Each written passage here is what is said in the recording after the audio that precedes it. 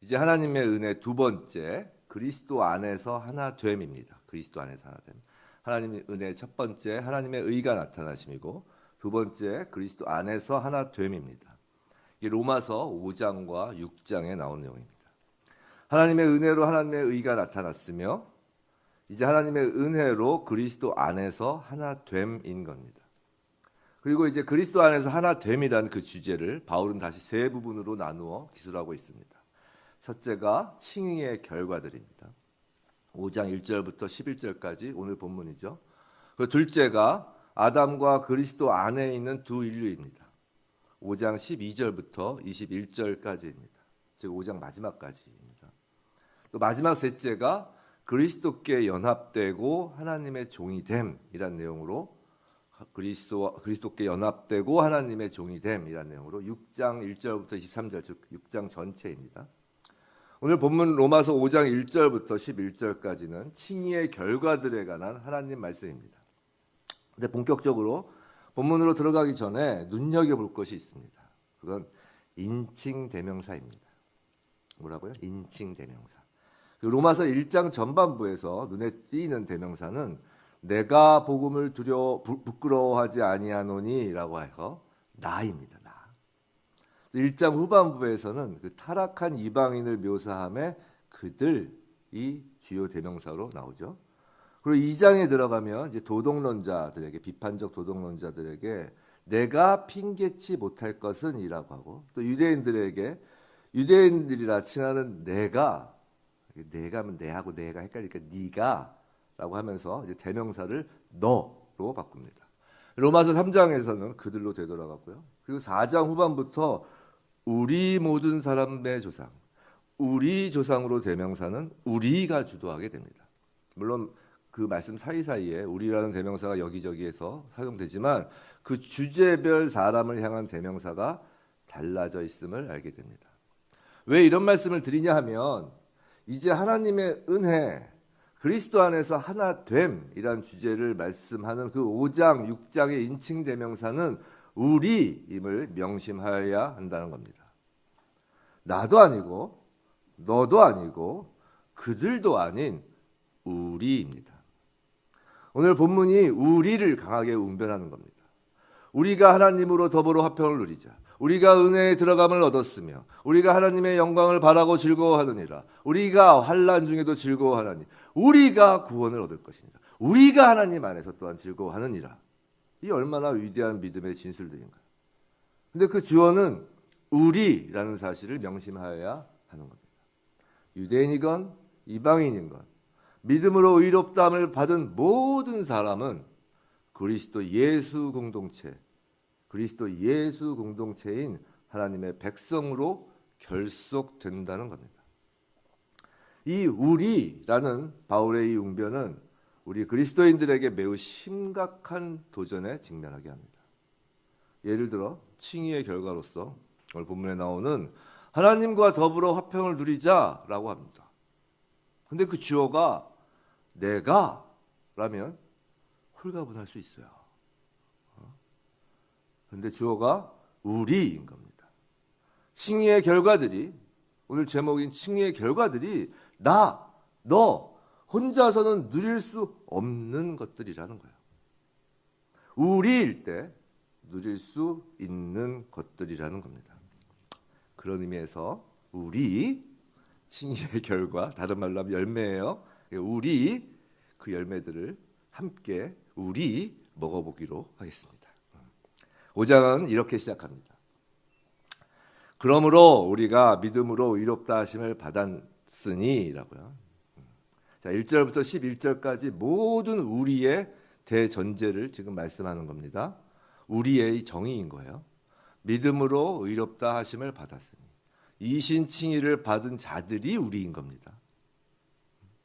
우리의 전제예요. 바울은 하나님이 의롭다 하신 모든 사람, 우리에 대한 칭의의 열매들을 이제 6가지로 본문에서 나누어 설명합니다. 첫째, 우리는 하나님과 화평을 누립니다. 1절 후반부이죠. 우리 주 예수 그리스도로 말미암아 하나님과 화평을 누리자. 우선 누리자에 대한 해석이 분분합니다. 사실 사실 원어는 두 가지로 번역이 다 가능해요.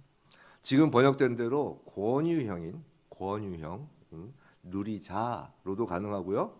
또 직설법으로 누리고 있다라고 번역이 가능하다는 겁니다. 이처럼 누리고 있다라는 번역은 누림을 선포하는 것으로 이 누리는 것이 자연적으로 이루어지는 것을 의미합니다.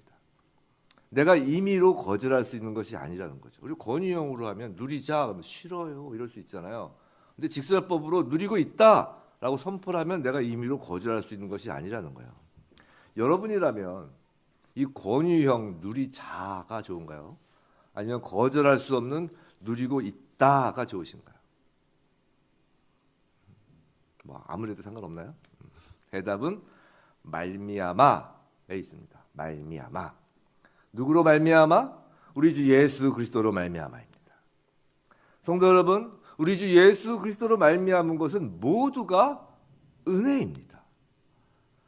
우리가 받으려고 노력해서 받은 것이 하나도 없다라는 거죠. 그저 주시니 있는 겁니다. 화평도 거저 주신 것이니 지금 있는 겁니다. 누가 감히 우리 주 예수 그리스도께서 주시고자 하는 것을 거절할 수 있단 말인가요? 그분은 하나님이십니다. 우리가 누리고 있는 것을 선포하는 직설법으로 해석하는 편에 손을 저는 들고자 합니다. 아멘. 여기서 화평은 헬라어로 에이레네, 히브리어로 샬롬입니다. 근데 칭의의 결과들 이제 6가지가 쭉 나온다고 그랬죠. 이 결과들 가운데 왜 굳이 샬롬이 맨 앞자리를 차지할까요? 그건 예수님이 이 땅에 오신 첫 목적이자 궁극적인 목적이기 때문입니다. 이 땅에 오신입니다. 이 땅에 무언가 목적을 가지고 오셨다는 거예요. 아이 그래도 하나님의 아들이신데 딱 내려오시다가 딱 대기권 밖까지 이렇게 오시거나 아니면 구름층까지만 이렇게 오셔도 사실 안 될 거 없잖아요. 그죠? 하나님 아들이신데 뭘 못하시겠어요? 저 딱 대기권까지만 갈게요. 다. 아니면 구름층까지 다. 이 땅 너무 지저분해. 다 여기서 좀 떠서 있을게 이럴 수도 있잖아요. 근데 굳이 땅에 오신 거예요. 바로 이 땅에 샬롬을 주시기 위함인 거죠. 아담의 죄로 인하여 황폐해진 땅에 이제 평안을 주시려고 오신 겁니다. 예수님이 탄생하셨을 때 그래서 천사들이 이런 노래를 부른 겁니다. 임마누엘의 궁극적인 목적을 노래 가사 한 절로 끝내버린 거예요. 누가복음 2장 14절이에요. 다들 아시겠지만 그래도 한번 찾아보겠습니다. 왜냐하면 졸리니까요. 누가복음 2장 14절. 하나님의 말씀이잖아요. 우리 말씀 찾는 재미를 새벽에 우리가 배워봤으면 좋겠습니다. 제 성경책으로 신약 90면에 있어요. 누가복음 2장 14절. 우리 정말 천사들의 목소리로 누가복음 2장 14절 찾으셨으면 우리 천사들의 목소리를 함께 읽겠습니다. 시작. 지극히 높은 곳에서는 하나님께 영광이요 땅에서는 하나님이 기뻐하신 사람들 중에 평화로다 하니라. 자, 접어두시고. 자, 여기서 평화가 바로 헬라어로는 에이레네, 히브리어는 샬롬입니다. 예수님이 성육신하신 궁극적인 목적은 지극히 높은 것, 하나님 보좌예요. 하나님 보좌죠. 그곳에서는 하나님의 영광이요. 그 다음 어디요? 땅이요. 땅. 이 땅에서는 지금 누구 중에라고 되어 있죠? 하나님이 기뻐하시는 사람들, 즉 의롭다 하심을 받은 사람들이에요. 칭의받은 사람들 중에 오늘 본문으로 치면 이 중에 우리란 얘기예요. 네? 우리에게 평화로다 아니라. 또 예수님이 부활하셔서 우리 제자들이 모인 곳에 나타나셔서 이 제자들이 우리예요. 나타나셔서 첫 일성도 똑같으셨습니다. 요한복음 20장 19절. 이건 뭐 찾아보지 않으셔도 될 겁니다. 너희에게 평강이 있을지어다. 그때 평강 에이레네 샬롬입니다. 성경은 초지일간 우리에게 샬롬, 평강, 평화, 화평을 말씀하고 있는 거예요. 여기서 에이레네 샬롬은 당시에 무슨 말과 대비되는 말이냐면 그 팍스 로마 할 때의 팍스라는 말과 대비되는 말입니다. 여러분도 들어보셨죠? 팍스 로마 시대. 또 오현재 뭐 그런 말들요. 근데 여기서 팍스라는 말을 붙일 수 있으려면 조건이 있는 거예요. 전쟁이 없어야 합니다. 로마 시민들이 풍요롭게 먹고 마실 수 있어야 해요. 정권이 안정적이어야 합니다. 즉 황제의 힘이 막강해서 이루어지는 조건부 평화, 팍스, 영어로 피스입니다. 그러나 에이렌의 샬롬은 그런 조건들과는 전혀 관계없는 평화입니다. 오직 우리 주 예수 그리스도로 말미암아 누리고 있는 화평 샬롬 에이렌의 겁니다. 그런데 아무리 이 성경에서 이미 누리고 있다고 선포하여도 여전히 우리는 그 누림을 모르고 있습니다. 그건 아직도 이 화평을 조건부 팍스와 헷갈려 하기 때문인 거예요. 그래서 바울은 이를 더 깊이 파고들기 시작합니다. 먼저 단서가 되는 말은 1절에서 그냥 화평이 아니에요. 하나님과 화평이라는 겁니다. 이 과 영어로는 with로 번역되어 있어요. 하나님과 화평이라는 거죠. 우리가 평안을 누리고 있는지 잘 모르는 것은 진짜 평안이 무엇인지 모르기 때문일 수 있습니다.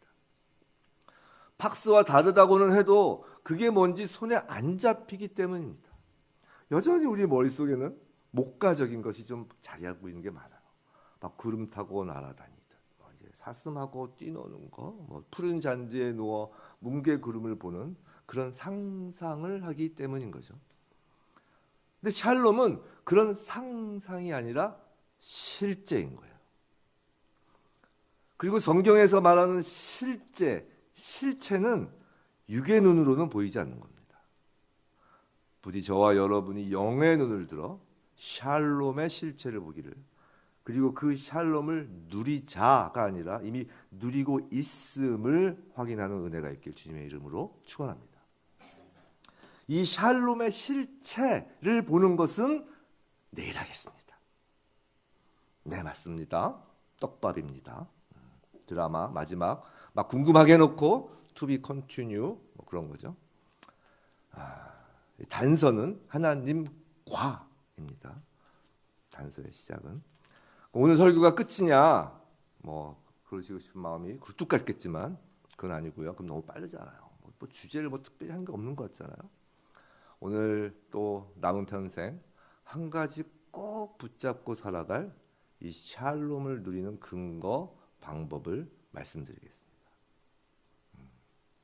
궁금하시죠? 졸지 마시라는 떡밥 맞습니다. 자, 다시 1절 보시겠어요? 우리 주 예수 그리스도로 말미암아.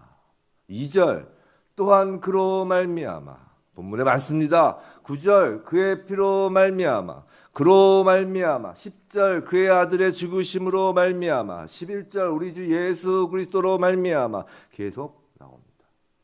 반복의 반복. 제목을 칭의의 결과들로 하기보단 말미암아라고 해야 할 정도예요. 그래서 오늘 설교 제목이 말미암아 칭의의 결과들입니다. 왜 우리가 샬롬을 누리지도 못하고 샬롬을 잊고 살까요? 성경이 거짓말하였을 리는 없는데 도대체 우리는 왜 늘 샬롬은커녕 하물며 잘 먹고 잘 살면서도 못 누리고 살까요? 여전히 돈이 부족해서? 건강이 안 좋아져서? 자녀들이 속을 썩혀서? 말씀드렸잖아요. 그건 팍스, 조건부. 그건 팍스를 못 누리는 거지 샬롬과는 무관한 거라니까요.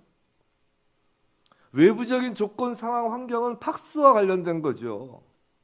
샬롬은 외부적인 것이 아닌 자기 한 깊은 곳, 내면적인 부분에서 시작되는 거예요. 그럼 왜 샬롬이 안 되냐고요. 성도 여러분 그거 아세요?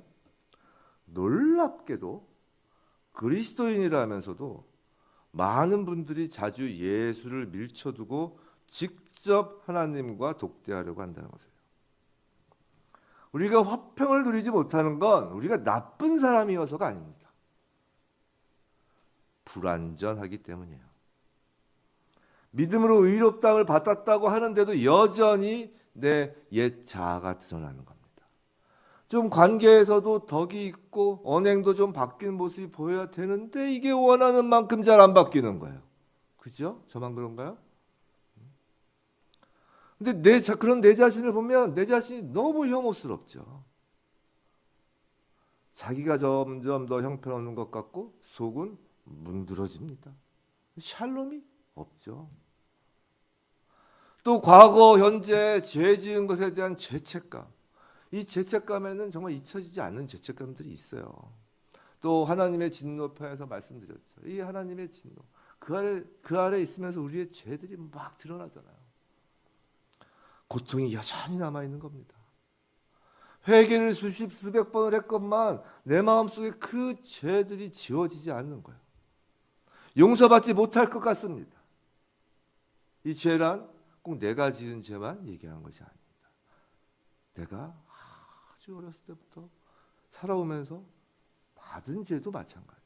이 죄라는 게 내가 지은 죄만 얘기하는 게 아니라 받은 죄도 마찬가지예요. 다 관계에서 죄가 일어난 거기 때문에 그래요. 용서받지 못할 것 같습니다. 또 용서하지도 못할 것 같습니다. 자기의 죄에 대해서는 톡톡히 죄값을 언젠가 치러야 한다고 생각합니다.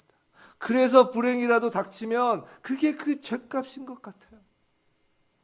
하나님께서는 과거, 현재 모든 죄에 대해서 일단 의롭다라고 판결하심에도 우린 거기서 벗어나지 못하는 거예요. 샬롬을 누리기 어렵습니다. 왜 그런지 아세요? 어쩌면 자연스러운 겁니다.